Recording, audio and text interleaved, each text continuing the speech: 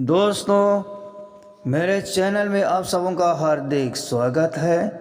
आइए आज हम मरियम के मंगेतर जोसेफ के विषय में मनन करेंगे। जोसेफ को यह कितना अजीब लगा होगा। उसकी मंगनी मरियम से हुई थी। हालांकि उस समय के इस्राएल में माता पिता अपने बच्चों की शादी तय करते थे। वे अक्सर अपनी पसंद के साथ अपने बच्चों को खुश करने की कोशिश करते थे। एक बार माता पिता शादी पर सहमत हो जाते थे तो कानूनी रूप से बाध्यकारी था। युवक और युवती पहले से ही पति और पत्नी बुलाए जाते थे। इसे तलाक द्वारा ही तोड़ा जा सकता था। केवल शादी का समारोह ही बाकी रह जाता था।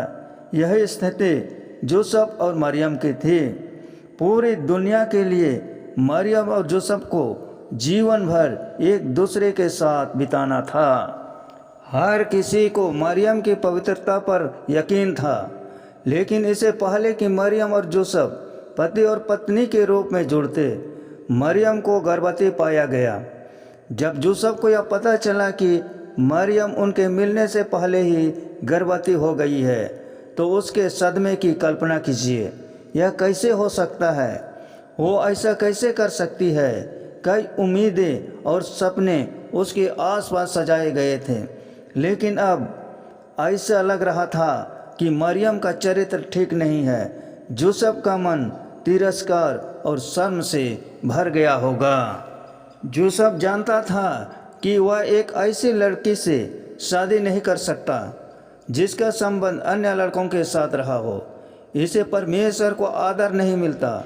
और जोसेफ एक धर्मी आदमी था।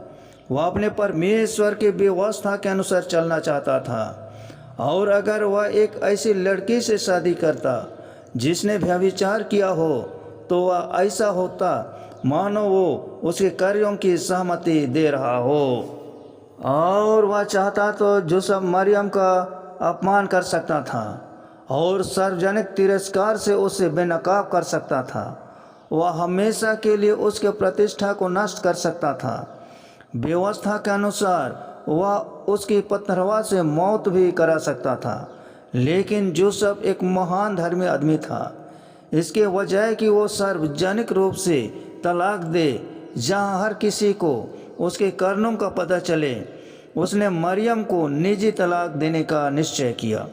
केवल 2 या 3 गवाह मरियम के अपमान की पूरी कहानी जानेंगे। शायद वह उसके आने वाले भयंकर दुख से उसको थोड़ी सुरक्षा दे सके।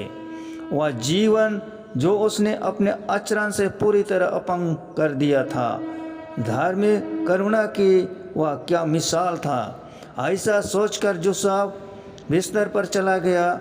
उसकी भारी निराशा के बाद नींद उसे आराम दे रही थी। जैसे वो सो रहा था, एक अद्भुत दृष्टि उसके मन में बनी।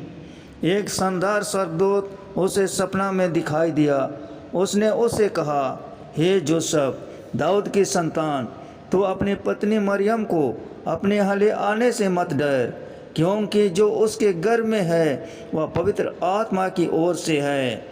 वह पुत्र जनेगी और तो उसका नाम यीशु रखना, क्योंकि वह अपने लोगों का उनके पापों से उद्धार करेगा।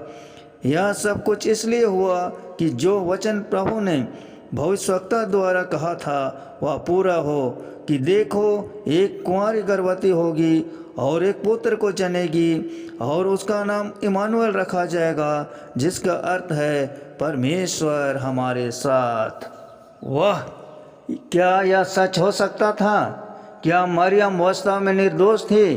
क्या वह वास्तव में एक कुंवारी थी? क्या यह हो सकता था कि परमेश्वर को वह इतनी प्यारी थी कि उसने उसे अपने पुत्र को जानने के लिए मरियम को चुना हो? यह सब कुछ बदल देगा। असल में मरियम और जोसेफ को एक साथ परमेश्वर के पुत्र की परवरिश के पवित्र कार्य के लिए चुना गया था। लगभग 800 साल पहले, जोसेफ और मरियम के प्रेम कहानी से पहले, परमेश्वर ने अपने नबी यशायाह के माध्यम से इन अद्भुत घटनाओं के बारे में बताया था। उन्होंने कहा था, एक कुंवारी गर्भवती होगी और एक पुत्र को जन्म देगी और वे उसका नाम इमानुएल रखेंगे, जिसका अर्थ है परमेश्वर हमारे साथ। यह बच्चा उस तरह नहीं था जो दुनिया जानती है। स्वयं परमेश्वर मानव मांस का शरीर धारण कर रहे थे।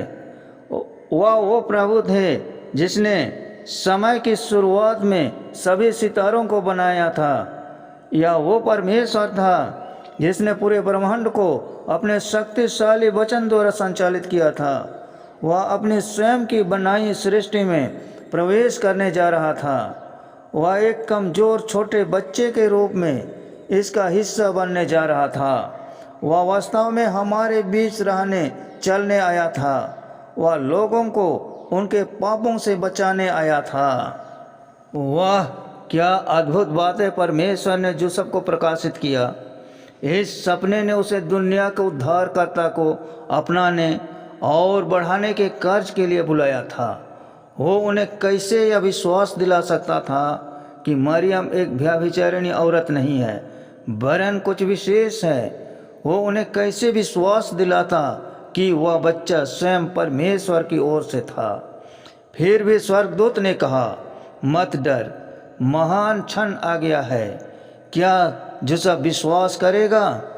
जब यूसुफ अपने सपने से जाग उठा तो वो तत्काल आज्ञाकारिता में बाहर निकला।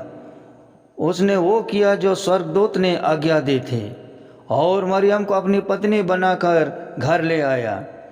जब वह आदमी परमेश्वर के उद्देश्यों में विश्वास समेत उसके साथ शामिल हुआ तो आप मरियम की राहत की कल्पना कर सकते हैं। उसके संगति और समर्थन के सुख की कल्पना कीजिए। दोनों परमेश्वर के अच्छे और सिद्ध इच्छा के लिए एक साथ एक यात्रा पर थे। यूसुफ ने बच्चे पैदा होने तक इंतजार किया और जब वह बच्चा पैदा हुआ तो उसका नाम यीशु रखा, जैसा कि स्वर्गदूत ने कहा था। दोस्तों, यह शुभ संदेश आप सबों को कैसा लगा?